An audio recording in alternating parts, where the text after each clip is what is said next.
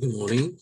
So our alarm finished a few minutes ago, and we shall start a new lecture on formal languages, automata, and codes. And our lecture will be devoted to the reduction of the number of states in finite automata. So we shall start in just a moment.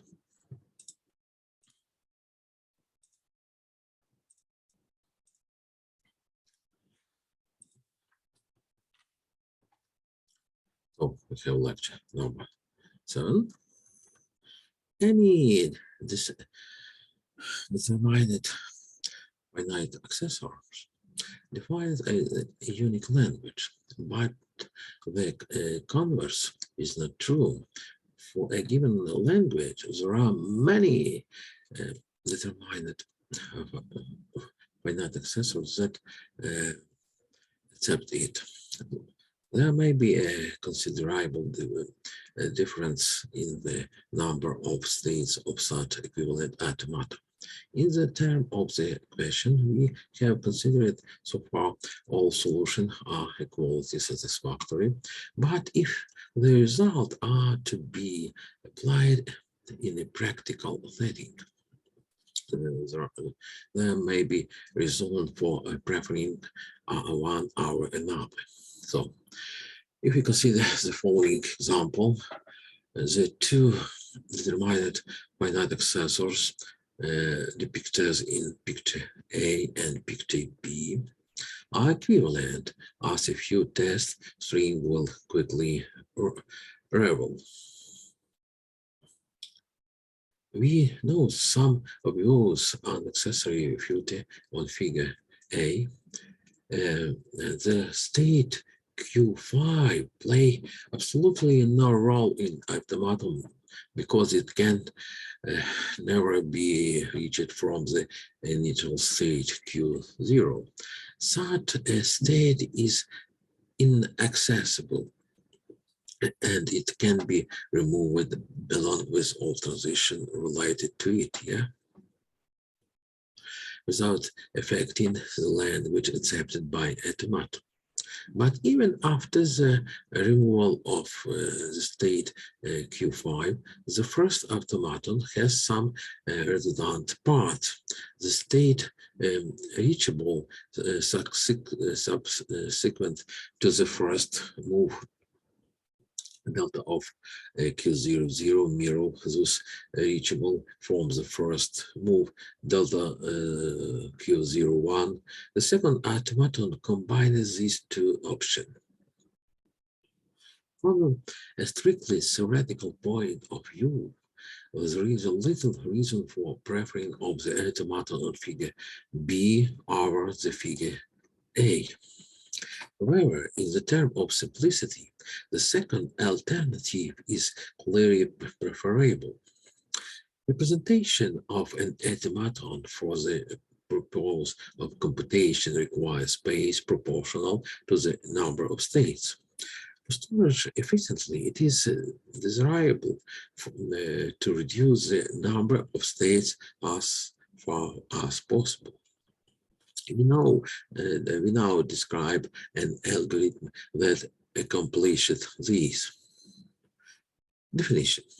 Two states P and Q of determined finite accessors are called indistinguishable if delta star of PW belongs F capital implies delta star QW belongs F capital. And delta star PQ does not belong F capital implies delta star QW does not belong to F capital for all words from sigma star. If, on the other hand, there exists some string W from sigma star such that delta star of PW belongs F implies that and delta star of QW does not belong to F capital, or vice versa. Then the state P and Q are said to be distinguishable by the string W. Clearly, two states are either indistinguishable or distinguishable. Indistinguishability has the property of an equivalent relation. If the state P and Q are indistinguishable, and if the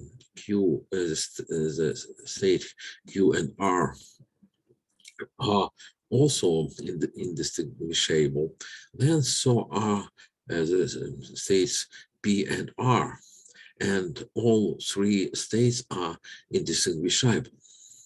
One method for reducing the status of determinate finite accessor is based on finding and combining indistinguishable states. We first describe a method for finding part of distinguishable states. We propose the following procedure, which is called mark. First step, remove all inaccessible states. This can be done by enumerating all simple paths of the graph of the determinate finite accessor starting as a initial state. Any state not part of the sum path is inaccessible. The second step, consider all parts of the states PQ. If P belongs F capital and Q does not belong F capital or vice versa, mark the part PQ as distinguishable. Repeat the following step until two previously unmarked parts are marked. For all parts PQ and all symbol A from same capital, compute delta of PA is equal PA and delta of QA is equal QA. If parts PA and QA, if the parts PA, QA is marked as distinguishable, mark PQ as distinguishable. We claim that this procedure constitutes an algorithm for marking of distinguishable parts. Theorem. The procedure mark applied to any determinate finite accessor M determines and determines all parts of the distinguishable states. Proof. Obviously, the procedure terminates because there are only a finite number of parts that can be marked. It is also easy to see that the state of any par so marked as distinguishable. The only claim that require elaboration is that the procedure find all distinguishable pars.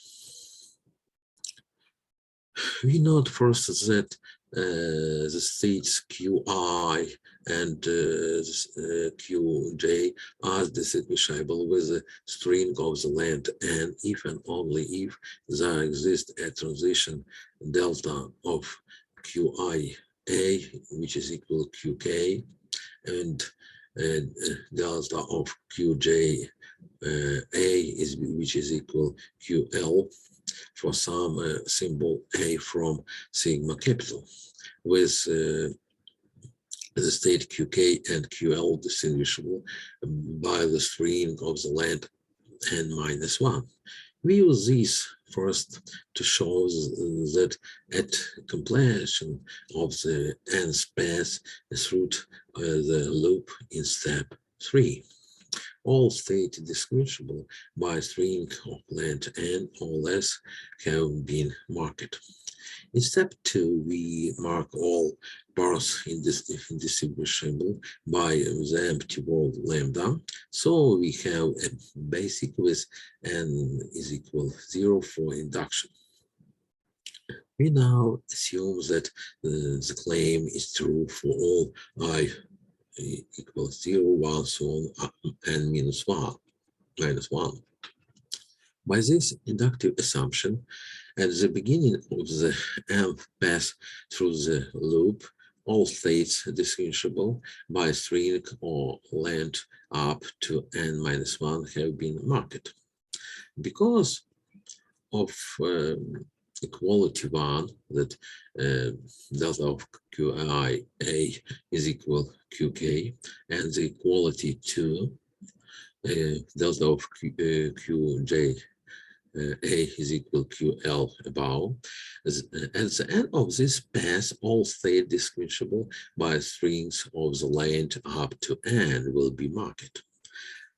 By induction, then we can claim that for any n at the completion of the n pass, all parts distinguishable by a string of length n or less have been marked. To solve that this procedure marks all distinguishable states, assume that the loop terminates after n passes. This means that during the nth pass, no new state were marked. From equation 1 and 2, which states that delta of qi a is equal qk and delta of qga a is equal ql, it is then follows that 3 cannot be states distinguishable by a string of the length n, but not distinguishable by any shortened string. But if there are no states distinguishable only the string of the length n, there cannot be a state distinguishable only by string of the length n plus 1, and so on. As a consequence, when the loop terminates, all distinguishable parts have been marked. That is complete the proof of our theorem. The procedure mark can be implemented by partitioning of the state into equivalent classes. Whenever two states are found to be distinguishable, they are immediately put into separate equivalence classes. Example, consider the automaton is the following figure. So input state Q0, output state Q2, Q4 here, and we have some transition. This automaton generated by alphabet with two symbol 0 and 1. Yeah. In the second step of procedure, mark the partition as a state set into final and non-final states to get to equivalence classes Q0, Q1, and Qt, and Q2 and Q4. In the next step, when we compute delta of Q00 is equal Q1, yeah, and delta Q1 0 is equal Q2, we can recognize that Q0 and Q1 are distinguishable. So we put them into different sets. So the set Q0, Q1, Q3 is split into two sets Q0, and this will be a singleton set, and the set of two elements Q1 and Q3. Also, since delta of Q2 0 is equal Q3, yeah, and delta Q4 0 is equal Q4, yeah, we have here a loop. The class Q2, Q4, which consists of states Q4, 2 and Q4, is split into the sets into two singleton sets Q2 and Q4. The rest of the computation shows that no further splitting are needed. Once the indistinguishability classes are founded, the construction of the minimal deterministic finite chapter are straightforward. We consider the following procedure: reduce. Given a deterministic finite successor M, it consists state Q, alphabet, sigma, um, terminal function, delta, initial state Q0, and output state F capital. We construct the reduced determinate finite successor M capital with hat, with state Q capital hat, alphabet sigma, transition function delta hat, initial state Q0 with hat, and output state capital with hat in the following way. Use reduced mark to generate the equivalence classes, say Q1, QI, QJ, so on, QK as described. For each set QI, QJ, so on, QK of such indistinguishable status, create a state labeled by IJ, so on, K for that means if we have finite access or M capital with hat. For each transition rule of the determinate finite access or M capital of the form delta of QRA is equal to QP. Find the set to which QR and QP belongs.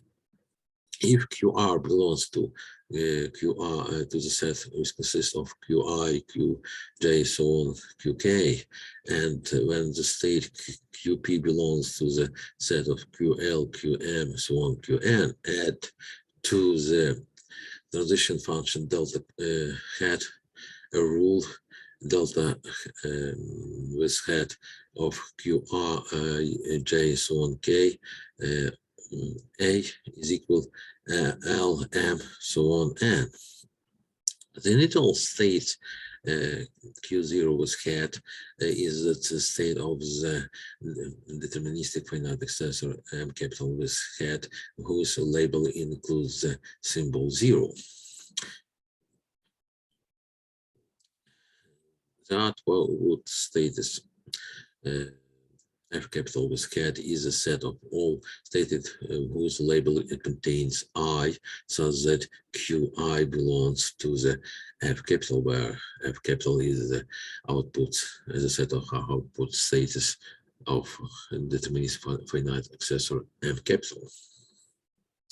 Example. Continuing with example 2.15. We create the state in the following figure. So we have that QR states QI against Q3, Q1 and Q3 are equivalent here, and we get a new automaton, new reduced automaton. Since, for example, delta of Q1 0 is equal to Q2, there is an edge labeled by 0 from state 1, 3 to state 2. The rest of the transition are easily found given the minimal deterministic finite exception in the figure. In this figure, yeah. Theorem. Given any deterministic finite successor M capital, application of the procedure reduce yield another deterministic finite successor M capital with hat, found that the language is accepted by M is coincide with the language which is accepted by the deterministic finite successor M capital with hat. And furthermore, deterministic finite successor M capital with hat is minimal in the sense that there are no another deterministic finite successor with a smaller number of states that also accept the language LM. Proof. There are two parts. The first is to show that the deterministic finite acceptor created by the reduce is equivalent to the origin deterministic finite accessor. This is relatively easy that and we can use inductive arguments similar to those used establishing the equivalence of deterministic finite accessor and non-deterministic finite accessors. All we have to do to show that the image of delta star of qi w is equal to qj if and only if the label of image of delta star with head of QIW is not is of the following form. Yeah, here in the there's a symbol there are J. Yeah, we shall leave this as an exercise. Second part to show that the deterministic finite accessor M capital with head is minimal is harder. Suppose M capital with head has states P0, P1, P2, so on, Pm, with P0 the initial states.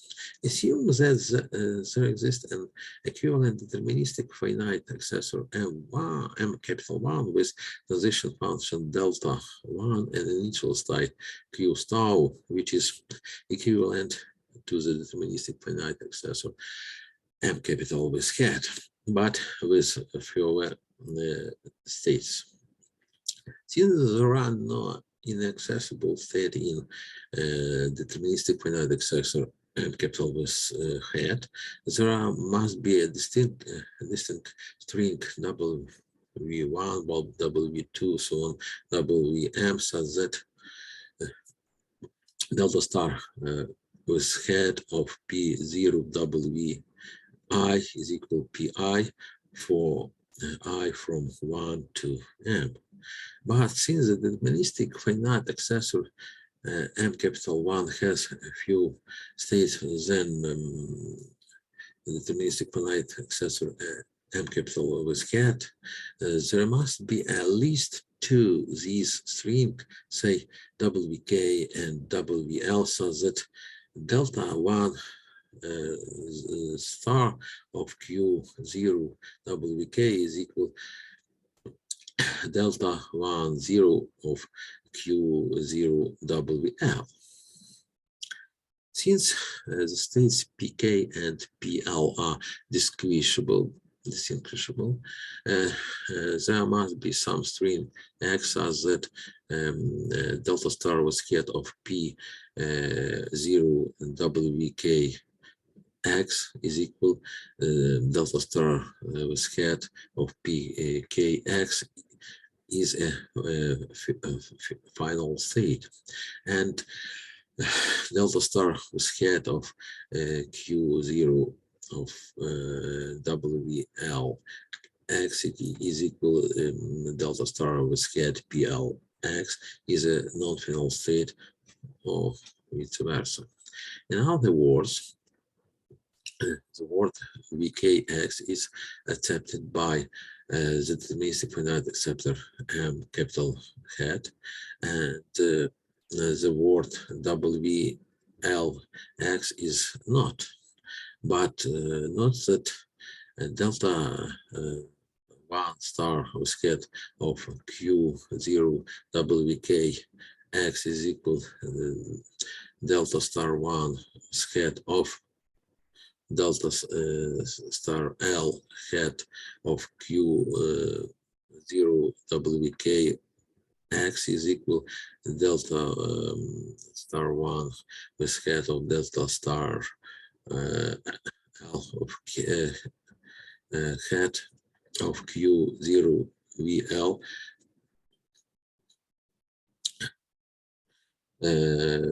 of X is equal to delta 1 star with head Q0 WL of X. Therefore, we get that the deterministic finite accessor M capital 1 is accept both WKX and WLS or reject both. that is a contradiction. The assumption that the deterministic finite acceptor capital with hat and deterministic finite accessor M capital 1 are equivalent. This contradiction proves that deterministic finite accessor M capital 1 cannot exist, which completes our proof. So I finish my lecture. Sorry for my voice, since I am very ill. I have influence and more. I don't know what other. But I wish you good luck, good health, and I invite you in our practical work in the Saturday. So goodbye, and I write from you a message that you listen my lectures. Thank you. Goodbye. Good luck. And I wish the finish of this war with Russia.